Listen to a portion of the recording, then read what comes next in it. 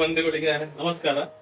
ಇವತ್ತು ನಾವೆಲ್ಲರೂ ನಮ್ಮ ಪ್ರೀತಿಯ ಸ್ಟೆಲ್ಲಾ ಮೇಡಮ್ ಅವರ ಒಂದು ರಿಟೈರ್ಮೆಂಟ್, ಒಂದು ವೃತ್ತಿ ನಿವೃತ್ತಿ, ಒಂದು ಸಣ್ಣ ಒಂದು ಕಿರುದಾದ ಒಂದು ಕಾರ್ಯಕ್ರಮದಲ್ಲಿ ನಾವಿಲ್ಲಿ ಸೇರಿದ್ದೇವೆ. ನಿಜವಾಗೂ ಹೇಳ್ಬೇಕಂತ ಹೇಳಿದ್ರೆ ಅವರದ್ದು ಒಂದು ಸುದೀರ್ಘವಾದಂತಹ ಒಂದು 36 ವರ್ಷಗಳ ಒಂದು ವೃತ್ತಿ ಜೀವನ ಅಂತ ಹೇಳ್ಬೋದು. ಅಷ್ಟೇ ಅಲ್ಲ, ಮ್ಯಾನ್ಮೇಡ್ ಈ ಕಂಪನಿಯ ಪ್ರಪ್ರಥಮ ಸ್ಟಾಫ್ ನಮ್ಮ ಪ್ರಥಮ ಒಂದು ಮ್ಯಾನ್ಮೇಡ್ ಕಂಪನಿ ಶುರು ಆಗಿಂದ ಪ್ರಥಮವಾಗಿ ಒಂದು ಸ್ಟಾಫ್ ಆಗಿ ಕಂಪನಿಗೆ ಸಿಕ್ಕಿದವರು ನಮ್ಮ ಅರ್ಚನಾ ಮೇಡಮ್ ಅವರು.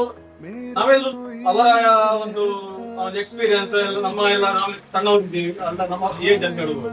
ಎಲ್ಲರಿಗೊಂದು ಏನಾದ್ರು ತಪ್ಪಾದಾಗ ಅದು ತಿದ್ದಿ ಹೇಳುವಂತ ಒಂದು ಮಾರ್ಗದರ್ಶನ ನೀಡುವಂತ ಒಂದು ಗುರುತರ ಜವಾಬ್ದಾರಿಯನ್ನು ಅವರು ಕೂಡ ನಿರ್ವಹಣೆ ಮಾಡಿ, ಹಾಗೂ ಅಷ್ಟೇ ಅಲ್ಲ, ನಾವೆಲ್ಲ ಒಂದು ಬೆಳಿಗ್ಗೆ ನಾವು ಕ್ಯಾಂಟೀನ್ ಹೋಗಿ ಊಟ ಮಾಡ್ತೀವಿ, ತಿಂಡಿ ತಿಂತೀವಿ, ಅದಕ್ಕೆಲ್ಲ ಕ್ಯಾಂಟೀನ್ ಇನ್ಚಾರ್ಜ್ ಆಗಿ ಕೂಪನ್ ಕೊಡುದು, ಆ ಒಂದು ಲೆಕ್ಕ ಒಂದು ಪಕ್ಕಾಗಿ ಒಂದೊಂದು ರೂಪಾಯಿ ಲೆಕ್ಕ ಒಂದು ಕರೆಕ್ಟ್ ಆಗಿ ಇಟ್ಟು ಒಂದು ಉತ್ತಮವಾಗಿ ಒಂದು ಕ್ಯಾಂಟೀನ್ ಕೂಡ ನಿರ್ವಹಣೆ ಮಾಡಿದಂತವರು ನಮ್ಮ ಶ್ರೀಮತಿ ಸ್ಟೆಲ್ಲಾ ಮೇಡಮ್. ಇನ್ನೊಂದು ವಿಶೇಷ ಏನ್ ಹೇಳ್ತೇನೆ, ಇವರು 36 ವರ್ಷದ ಕಂಪನಿಗೆ ಬರ್ತಿದ್ರು. ದಿನಾಲು ಬೆಳಿಗ್ಗೆ ಬರುವಾಗ ನಮ್ಮ ದೇವರಿಗೆ ಅವರ ಮನೆಯಲ್ಲೇ ಆದ ಹೂವನ್ನು ಅವರೇ ಕಟ್ಟಿ, ಇಲ್ಲದಿದ್ರೆ ಅವರ ಪತಿ ದೇವರು ಕಟ್ಟಿ ದಿನಾಲು ಬಂದು ಹೂವಂತಂದು ಇಡ್ತಾ ಇದ್ರು. ಅದು ನಾವು ಯಾವತ್ತೂ ಮರಿಲಿಕ್ಕಿಲ್ಲ. ಯಾಕಂದ್ರೆ ಆ ಫ್ರೆಶ್ ಹೂವು ಮನೆಯಲ್ಲೇ ಆದಂತ ಹೂವಿಗೆ ಒಂದು ಪಾವಿತ್ರ್ಯತೆ ತುಂಬಾ ಜಾಸ್ತಿ ಅಂತ ಹೇಳ್ತಾರೆ. ಸೊ ಅವರ ಮನೆಯಲ್ಲಿ ಕಟ್ಟಿದ ಹೂವನ್ನು ತಂದು ದೇವರಿಗೆ ಇಲ್ಲಿ ಮುಡಿಸುವಂತಹ ಒಂದು ಕಾರ್ಯವನ್ನು ನಮ್ಮ ಶ್ರೀಮತಿ ಸ್ಟೆಲ್ಲಾ ಮೇಡಮ್ ಮಾಡಿದ್ರು. ಸೊ ಏನು ಗೊತ್ತಾ, ಮೂರ್ತಿ ಚಿಕ್ಕದಾದ್ರೂ ಕೀರ್ತಿ ದೊಡ್ಡದಂತ ಹೇಳ್ತಾರೆ. ಸ್ಟೆಲ್ಲಾ ಮೇಡಮ್ ಯಾರಂತ ಹೇಳಿದ್ರೆ ನಮ್ಮಲ್ಲಿ ಇಡೀ ಲ್ಯಾಮಿನ ಗ್ರೂಪೇ ಗೊತ್ತಿದೆ. ಎಷ್ಟೋ ಕೆಲವೊಂದು ಬೇರೆ ಬೇರೆ ಡಿಪೋಗಳಿಂದ ಫೋನ್ ಕೂಡ ಬರ್ತಾ ಇತ್ತು. ನಾವು ಮಧ್ಯಾಹ್ನ ಸೂರಜ್ ಹೋಟೆಲ್ ಅಲ್ಲಿ ಒಂದು ಸಣ್ಣದೊಂದು ಔತಣ ಕೂಡ ಏರ್ಪಡಿಸಿದ್ವಿ. ಅಲ್ಲಿ ಕೂಡ ಕೆಲವರು ಫೋನ್ ಮಾಡಿಕೊಂಡು ವಿಶೇಷ ಹೇಳ್ತಾ ಇದ್ರು.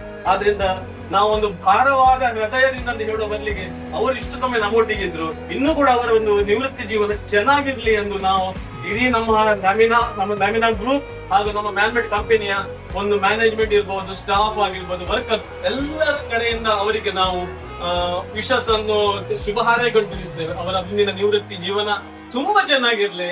ನಾವು ಯಾವತ್ತೂ ಕೂಡ ನಿಮ್ಮೊಟ್ಟಿಗೆ ಇದ್ದೇವೆ ಮೇಡಮ್, ನೀವು ಡೋಂಟ್ ವರಿ. ನೀವು ಮತ್ತೆ ಈಗ ನಿಮಗೆ ಒಂದು ಮೊಮ್ಮಗು ಕೂಡ ಆಗಿದೆ, ಮೊಮ್ಮಗು ಒಂದು ಆಟ ಆಡಿಕೊಂಡು ಯಾವತ್ತೂ ಕೂಡ ನೀವು ನಮ್ಮ ಒಂದು ಮಾರ್ಗದರ್ಶನ ನೀಡಿದೆ, ಅದು ನಮ್ಗೆ ಯಾವತ್ತೂ ನೆನಪಲ್ಲಿ ಇರ್ತದೆ. ಅದು ತುಂಬಾ ಒಂದು ಸಂತೋಷದ ಒಂದು ಗಳಿಗೆಯಲ್ಲಿ ಕೂಡ ಒಂದು ಮೇಡಮ್ ಅವರು ಸೋಮವಾರ ಅಲ್ಲಿ ಕುತ್ಕೊಳ್ದಿಲ್ಲ, ಮನೆಗೆ ಕುತ್ಕೊಳ್ತಾರೆ. ಬಟ್ ನಮ್ಗೆ ಯಾವ್ದು ಫೋನ್ ಅಲ್ಲಿ ಇರೋ ವಾಟ್ಸ್ಆಪ್ ಅಲ್ಲಿ ಸಿಗ್ತಾರೆ. ಸೊ ಇಷ್ಟೇ ನಾನು ಒಂದು 2 ಮಾತುಗಳನ್ನು ನಾನು ಮುಗಿಸ್ತೇನೆ. ನಮ್ಮ ಈ ಸಂಸ್ಥೆಯಲ್ಲಿ ದೀರ್ಘವಾದ 36 ವರ್ಷಗಳ ಸೇವೆಯನ್ನು ಸಲ್ಲಿಸಿ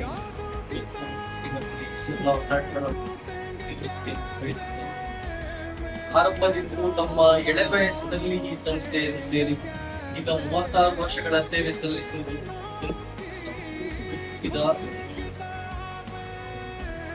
ಅಡ್ವಾಂಟೇಜ್ ಅಂತ ಹೇಳಿ ಎಂ ಡಿ ಗುರುವಾರ ದಿವಂಗತ ಶ್ರೀಮಾನಿಗೆ ಮಾರ್ಗದರ್ಶನದಲ್ಲಿ ಬೆಳೆದು ಒಂದು ಒಳ್ಳೆಯದಾಗಿ ಕೆಲಸ ಮಾಡುವುದರಲ್ಲಿ ಅವರು ಪರಿಣಿತರಾಗಿದ್ದಾರೆ. ಇಷ್ಟೆಲ್ಲದ ಒಂದು ಆಕರ್ಷಕ ಕೊಟ್ಟ ಕೆಲಸವನ್ನು ತುಂಬಾ ಅಚ್ಚುಕಟ್ಟಾಗಿ ನೆರವೇರಿಸಿದಲ್ಲಿ ಅವರು ತುಂಬಾ ಪರಿಣಿತರಾಗಿದ್ದಾರೆ. ಅದು ಫ್ರಂಟ್ ಆಫೀಸ್ ಕೆಲಸ ಆಗಲಿ, ಡಿಸ್ಪ್ಯಾಚ್ ಕೊರಿಯರ್ಸ್ ನ ಕೆಲಸ ಆಗಲಿ, ನಮ್ಮ ಕ್ಯಾಂಟೀನಿನ ಕೂಪನ್ ಕೊಡುವುದಾಗಲಿ, ಹಾಗೂ ಇತ್ತೀಚಿನ ವರ್ಷಗಳಲ್ಲಿ ನಮ್ಮ ಕ್ಯಾಂಟೀನ್ ಮೇಲ್ವಿಚಾರಕಿಯಾಗಿಯೂ ಅವರು ಅಪಾರ ಸೇವೆ ಸಲ್ಲಿಸಿದ್ದಾರೆ. ಅವರು ತುಂಬಾ ಅಚ್ಚುಕಟ್ಟಾಗಿ ತಮ್ಮ ಸೇವೆ ತಮ್ಮ ಕೊಟ್ಟ ಕೆಲಸವನ್ನು ಮಾಡಿಸಿಕೊಂಡು ಬಂದಿದ್ದಾರೆ. ನಾವು ಈಗ ಮುಂದುವರಿಸಲಿಕ್ಕೆ ಅವರ ಹತ್ರ ಕೇಳಿಕೊಂಡಾಗ ತುಂಬಾ ವಿನಯಪೂರ್ವಕವಾಗಿ ಅದನ್ನು ನಿರಾಕರಿಸಿ ನಮ್ಮ ಮನೆಯ ಜವಾಬ್ದಾರಿಯನ್ನು ಪರಿಗಣಿಸಿ ಅವರು ಸ್ವನಿವೃತ್ತಿಯನ್ನು ಬಯಸಿದರು. ಸೊ ಇವತ್ತು ನಿವೃತ್ತರಾಗುವ ನಿಮ್ಗೆ ಒಂದು ಒಳ್ಳೆಯ ಆರೋಗ್ಯ ದೇವರು ಕೊಡಲಿ. ಈಗ ನಿಮ್ಮ ನಿವೃತ್ತಿ ಜೀವನವು ತುಂಬಾ ಸುಖಕರವಾಗಿರಲಿ. ಹಾಗೂ ನಮ್ಮ ಮ್ಯಾನ್ಮೇಡ್ ಏನು ಸಂಬಂಧ ಇಟ್ಕೊಂಡಿದ್ದೀರಿ ಅದನ್ನು ಮುಂದುವರಿಸಿ ಅಂತ ಹೇಳುತ್ತಾ ನಿಮ್ಗೆ ಹಾರ್ದಿಕವಾಗಿ ನಾವು ಹೇಳಿಕೊಡ್ತೇವೆ.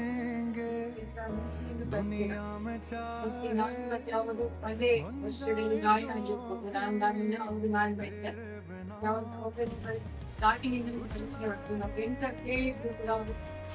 ರೆಸ್ಪಾಂಡ್ ಮಾಡ್ತಿದ್ರು. ಅಂದ್ರೆ ಹೇಳಿದಾಗೆ ನಮ್ಗೆ ಎಲ್ರಿಗೂ ಒಂದು ಗೈಡೆನ್ಸ್ ಕೊಡ್ತಾ ಇದ್ರು. ಹಾಗೆ ಅವರಿಗಿನ್ನೂ ಒಳ್ಳೇದಾಗಿ ಅವರ ಮಕ್ಕಳಿಗೆ ನಮ್ಮಷ್ಟಿಗೆ ಮತ್ತೆ ಅವರಿಗೆ ಕೂಡ ರಿಟೈರ್ಮೆಂಟ್ ಲೈಫ್ ಒಳ್ಳೇದಿರಲಿ ಅಂತ ನಾನು ಅವರಿಗೆ ವಿಶ್ ಮಾಡ್ತಾ ಇದ್ದೀನಿ.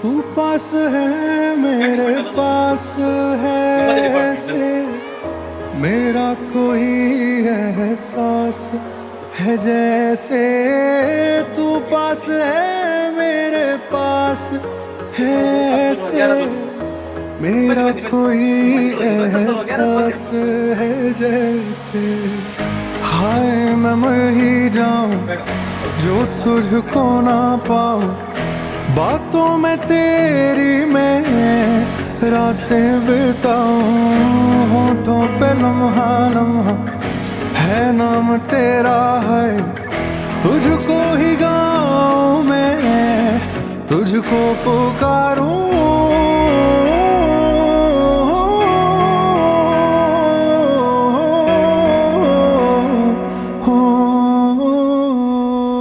ಇಷ್ಟೆಲ್ಲ ಮೇಡಮ್ ಒಂದು ಕಂಪನಿಯಾಗಿ ನಮ್ಮ ಇವರಿಗೆ ಒಂದು 2 ನಿಮಿಷಗಳ ಒಂದು ಮಾತಾಡ್ತಿರ್ತಾರೆ ಅದಾಗಿತ್ತು ಅದು ಕುತ್ಕೊಂಡೆಲ್ಲ ಮಾತಾಡಿ ಅದು ಸೆಂಡ್ ಆಫ್ ಬೇಡ ಅಂತ ತುಂಬಾ ದಿನ ಸಿಗುತ್ತೆ ಏನಿದೆ ತುಂಬಾ ಟಫ್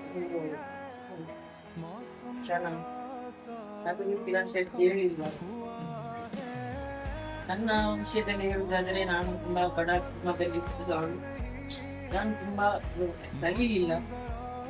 ಅಂದ್ರೆ ನನ್ನ ಅಪ್ಪ ತುಂಬಾ ಬಡವರಾಗಿದ್ದರು.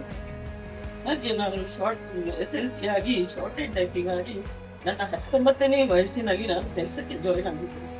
ತುಂಬಾ ಬಡತನ ಇದ್ರಿಂದ ನಾನು ಆಮೇಲೆ ಸೆನ್ಸನ್ಸ್ ಅಲ್ಲಿ 10 ವರ್ಷ ಕೆಲಸ ಮಾಡಿ ಅಲ್ಲಿ ತುಂಬಾ ಸಂಬಳ ಕಡಿಮೆ ಇದ್ದ ಕಾರಣ ಅಲ್ಲಿ ಒಬ್ಬರು ಆಡಿಟರ್ ನನ್ನನ್ನು ನೋಡಿ ಇನ್ನೂ ಒಂದು ಬೇರೆ ಕೆಲಸ ಮಾಡಿ ಕೊಡ್ತೇನೆ ಮೇಡಮ್ ಅಂತ ಹೇಳಿ ಇಲ್ಲಿ ಮ್ಯಾನ್ಮೆಟ್ಟಿಗೆ ನನ್ನನ್ನು ಬಂದರು. ನಾನು ಒಲ್ಲದ ಮನಸ್ಸಿನಿಂದ ಬೇಕಾಂಬಡಿ ಎಲ್ಲಿ ಅಂತ ನನಗೆ ಗೊತ್ತಿರಲಿಲ್ಲ. ಆದ್ರೂ ನಾನು ಬಂದೆ ಬೇಕಾಂಬಡಿಗೆ. ಆಗ ಮಗು ಸಣ್ಣದಿತ್ತು. ಆಗ ಅವರು ಟ್ರಾನ್ಸ್ಫರ್ ಎಲ್ಲ ಕೊಡ್ತೇನೆ ಅಂತ ಹೇಳುವಾಗ ನಾನು ಒಲ್ಲದ ಮನಸ್ಸಿನಿಂದ ಬಂದೆ. MD ಕುಮಾರಿದ್ರು ಅವರು ನನ್ನನ್ನು ಸೇರಿಸಿಕೊಂಡು ಕ್ರಮೇಣ ಅವರು ಹೋದ ಮೇಲೆ ರೋಷನ್ ಸರ್ ನಾನು ಬಂದು 2001 ಅವರು ಮ್ಯಾನ್ಮೆಟ್ಟನ್ನು ನಡೆಸ್ತಾ ಇದ್ರು. ಅವರನ್ನ ನಾನು ತುಂಬಾ ಒಳ್ಳೆಯ ಪಾಠವನ್ನು ಕಲಿತಿದ್ದೇನೆ. ಫಾರ್ ಎಕ್ಸಾಂಪಲ್ ನಾನು ಇದು ಟೈಪಿಂಗ್ ಎಲ್ಲ ನಾನು ಟೈಪ್ರೈಟರ್ ಮಾಡ್ತಿದ್ದೆ. ಅವರು ನನಗೆ ತುಂಬಾ ಸಾರಿ ಹೇಳಿದ್ರು ನೀವು ಕಂಪ್ಯೂಟರ್ ಕಲಿಬೇಕು. ಆ ವಯಸ್ಸಿನಲ್ಲಿ ನನಗೆ ಕಂಪ್ಯೂಟರ್ ಕಲಿಲಿಕ್ಕೆ ತುಂಬಾ ಕಷ್ಟ ಇತ್ತು. ನನಗೆ ಆಗ 40 years ದಾಟಿತ್ತು. ನನಗೆ ಒಂದು ಕಂಪ್ಯೂಟರ್ ಕಲಿಬೇಕಂತ ಹೇಳುವಾಗ ದೊಡ್ಡ ಗುರುಗಳು ಮನೆಗೆ ಬಂದಾಗೆ ಆಯಿತು. ಮೌಸ್ ಇದ್ದು ಕೈಯಲ್ಲಿ ಗೊತ್ತಿಲ್ಲ, ಕಂಪ್ಯೂಟರ್ ನೋಡಿಯೇ ಗೊತ್ತಿಲ್ಲ ನನಗೆ. ಆದ್ರೂ ನಾನು ತಿಲಕಮ್ಮನ ಹತ್ರ ಹೋಗು, ಪ್ರಸಾದ್ ಹತ್ರ ಹೋಗು ಅಂತ ಹೇಳಿದ್ರು. ಅವ್ರ ಹತ್ರ ಹೋದೆ. ಅವರು ನನಗೆ ಅಲ್ಲಿ ಗೊತ್ತು, ಇಲ್ಲಿ ಗೊತ್ತು, ಇಲ್ಲಿ ಗೊತ್ತು, ಅಲ್ಲಿ ಗೊತ್ತು ಹೇಳಿದ್ರು. ಅದು ನನಗೆ ಎಲ್ಲಿ ಗೊತ್ತಾಗ್ಲಿಲ್ಲ. ಮತ್ತೆ ನಾನು ದೇವರ ಹತ್ರ ಬೇಕಿದೆ, ದೇವರೇ ನೀವೇ ನನಗೆ ದಾರಿ ತೋರಿಸಿ, ಇಲ್ಲದೆ ನನಗೆ ಮ್ಯಾನ್ಮೆಟ್ಟಿಂದ ಆಯುಷ್ಯನ್ಸ್ ಹೊರಗೆ ಆಗ್ತಾರೆ ಖಂಡಿತ ಅಂತ ಇಲ್ಲಿ ಒಂದು ಲೆಟರ್ ಅನ್ನು ಮಾಡಿಕೊಂಡಾಗ ಅವ್ರು ಲೆಟರ್ ಬಿಸಾಡಿದ್ರು. ಏನು ಕಂಪ್ಯೂಟರ್ ಕಲಿಬೇಕು ಅಂತ. ಅದು ನನ್ನ ಒಳ್ಳೆಯದಕ್ಕಾಗಿ ಅವರಿಂದ ನಾನು ತುಂಬಾ ಪಾಠ ಕಲಿತಿದ್ದೇನೆ. ಆ ಕಂಪ್ಯೂಟರ್ ಕಲಿಬೇಕಾದ್ರೆ ಕಾರಣ ಅವರೇ ನನಗೆ. ಈಗ ಎಲ್ಲಿಯಾದ್ರೂ ಹೋಗಿ ನನಗೆ ಹೊಟ್ಟೆ ಹೋಗುವುದು ಕಂಪ್ಯೂಟರ್ ಕಲಿತು ನನಗೆ ನೀಡಬೇಕು. ಹಾಗೂ ಒಂದು ಪೇಪರ್ಗೆ ಒಂದು ಸ್ಟಾಪ್ಲರ್ ಹೇಗೆ ಹಾಕುವುದು ಅಂತ ಎಲ್ಲರೂ ಒಟ್ಟಾರೆ ಸ್ಟಾಪ್ಲರ್ ಹಾಕ್ತಾರೆ. ಅವರು ಒಂದು ದಿವಸ ನನಗೆ ಕಲಿಸಿದ್ರು ಸ್ಟಾಪ್ಲರ್ ಹೇಗೆ ಹಾಕುವುದಂತ. ಈಗ ನಾನು ಆಫೀಸಲ್ಲಿ ಎಲ್ಲರಿಗೆ ಹೇಳ್ತೇನೆ, ನೋಡಿ ನನಗೆ ಕ್ವಶನ್ಸ್ ಕಲಿಸಿದ್ರು ಸ್ಟಾಪ್ಲರ್ ಹೇಗೆ ಪಿನ್ ಮಾಡಬೇಕು ಅಂತ ನಾನು ಎಲ್ಲರಿಗೆ ಹೇಳಿದ್ದೇನೆ ಆಫೀಸಲ್ಲಿ. ಅವರಿಂದ ನಾನು ತುಂಬಾ ಒಳ್ಳೆ ಪಾಠ ಕಲ್ತಿದ್ದೇನೆ. ನಿಮಗೆ ತುಂಬಾ ಧನ್ಯವಾದ. ಹಾಗೂ ನಾನು ಮ್ಯಾನ್ಮೆಟ್ಟಿಂದ ಒಳ್ಳೆ ಇಂಪ್ರೂವ್ ಆಗಿದ್ದೇನೆ. ಫೈನಾನ್ಷಿಯಲಿ ಆಗಲಿ ಮೆಂಟಲಿ ಆಗಲಿ ಇಲ್ಲಿ ಒಂದು ಮನೆಯಾಗಿ ನನಗೆ ಆಗ್ತಿತ್ತು ಮ್ಯಾನ್ಮೆಟ್ಟಲ್ಲಿ. ನಾವು ಒಬ್ಬರೊಬ್ಬರು ಬಂದು ನಮ್ಮ ಮನೆಯ ವಿಷಯ ಅದು ಇದು ಎಲ್ಲ ನಾವು ಶೇರ್ ಮಾಡ್ತಿದ್ದೇವೆ. ಹಾಗೆ ನನಗೆ ಒಂದು ಮನೆಯ ವಾತಾವರಣ ಆಗ್ತಿದೆ. ಎಷ್ಟು ಹುಷಾರಿಲ್ಲದಿದ್ರು ನನ್ನ ಮಗ ಹೇಳ್ತಿದ್ದೆ, ನಿನ್ನೆ ಅಂತ ನಿನ್ನದೇ ಕಂಪನಿಯ ಎಲ್ಲಿ ಹೋಗ್ತೀನಿ ನೀನು ಅಂತ. ನಾವು ಬರ್ತಿದ್ದೆ ಕೆಲಸಕ್ಕೆ, ಹುಷಾರಿಲ್ಲದಿದ್ರು ನಾನು ಇಲ್ಲಿ ಬಂದು ಕೂತ್ಕೊಳ್ತಿದ್ದೆ. ನಾನು ಹೇಳ್ತಿದ್ದೆ ಮನೆಯಲ್ಲಿ ಇದಿಲ್ಲ, ಸರಿಯಾದ್ರೂ ಸ್ವಲ್ಪ ರೆಸ್ಟ್ ಉಂಟು ಅಂತ ಹೇಳ್ತಿದ್ದೆ. ಹಾಗೆ ಮ್ಯಾಲ್ಮೆಟ್ಟಿಂದ ನಾನು ಗುಂಪುವಾಗಿದ್ದೇನೆ. ಹಾಗೂ ನಾನು ಇವತ್ತು ಧನ್ಯವಾದಗಳನ್ನು ಹೇಳಲಿಕ್ಕೆ ಬಯಸ್ತೇನೆ ಇಟಲಿ ಪೋಷನ್ ಸೇರಿದೆ.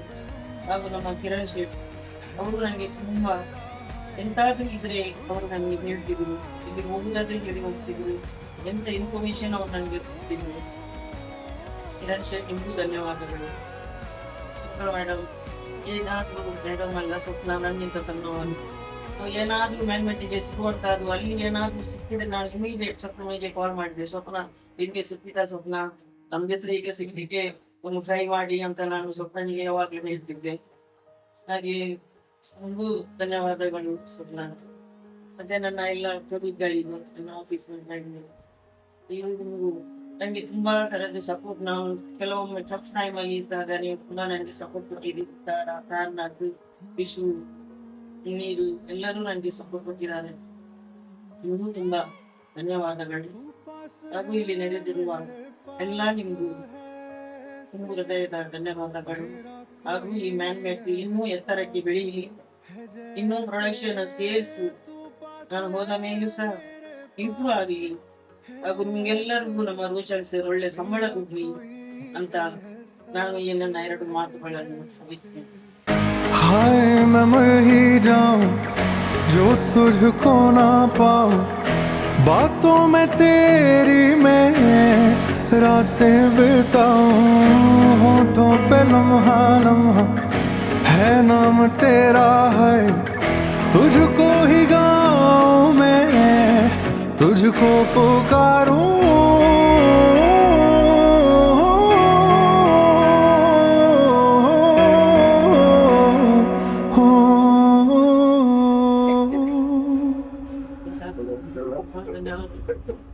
ನಾವು ಒಟ್ಟಿಗೆ ಇದ್ದು ತುಂಬಾ ಜೋಕ್ಸ್ ಅದಿದ್ರು ನಾನು ಕಾಣಲಿಲ್ಲ ನನಗೆ.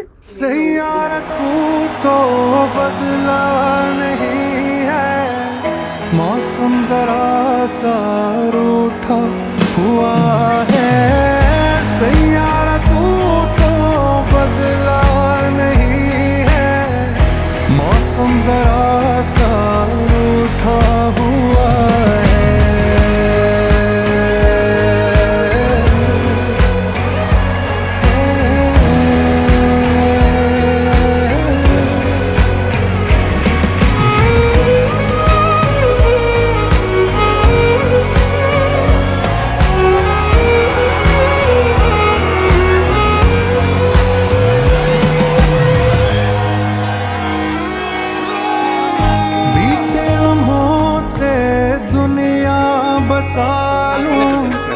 मैं तो तेरे आंसुओं का बना हूँ, मेरी हंसी में तेरी सदाएं, तेरी कहानी खुद को सुना. यादों के